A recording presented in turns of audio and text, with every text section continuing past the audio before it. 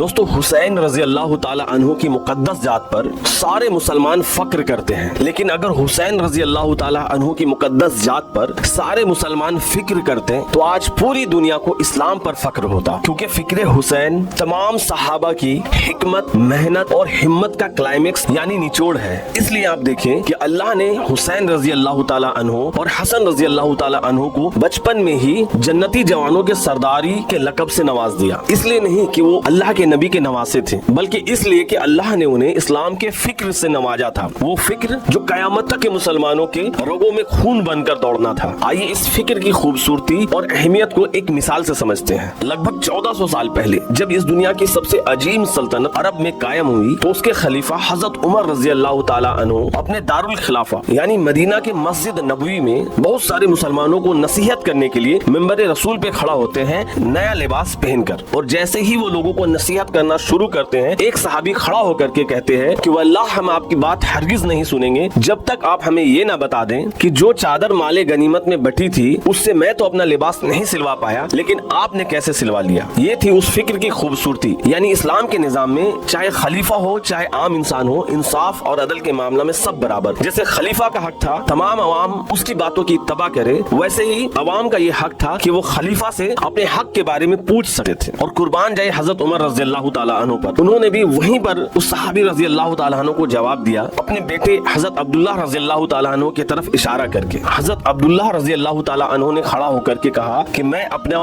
حصہ اپنے والد کو دیا ہوں جس سے انہوں نے اپنا لباس سلوایا۔ تب جا کر وہ صحابی بیٹھے اور حضرت عمر رضی اللہ تعالی عنہ نے لوگوں کو نصیحت کرنا شروع کیا۔ دوستو یہ تھا وہ فکر جس کو رسول اللہ صلی اللہ علیہ وسلم نے اور صحابہ اکرام کی کڑی محنت سے عرب کے لوگوں کے دل و دماغ میں اتارا گیا تھا، لیکن یزید نے اپنی پوری طاقت لگا دی اس فکر کو، اس احساس کو لوگوں کے دلوں سے نکالنے کے لیے، یعنی ان کی آزادی چھین لی جائے، کوئی خلیفہ سے سوال نہ کرے، حکمران اپنے من مرضی کے مطابق ہر کام کرتے چلے جائے۔ لیکن امام حسین رضی اللہ تعالیٰ عنہ نے اس کے خلاف آواز بلند کیا، کیونکہ انہیں پتا تھا اس فکر کی اہمیت۔ اس لیے امام حسین رضی اللہ تعالیٰ عنہ نے اپنے آخری سانس تک یزیدی فکر کے خلاف لڑتے رہے اور قیامت تک کے مسلمانوں کے اندر اپنے خون سے اس فکر کو، اس احساس کو زندہ کر دیا۔ اس لیے قتل حسین اصل میں مردے یزید ہے، اسلام زندہ ہوتا ہے ہر کربلا کے بعد۔ لیکن علامہ صاحب کی شاعری پر بہت سے لوگوں کو اعتراض ہوتا ہے کہ کربلا کے بعد ہی کیوں اسلام زندہ ہوتا ہے؟ کربلا سے پہلے بھی تو بہت سے جنگیں ہوئی،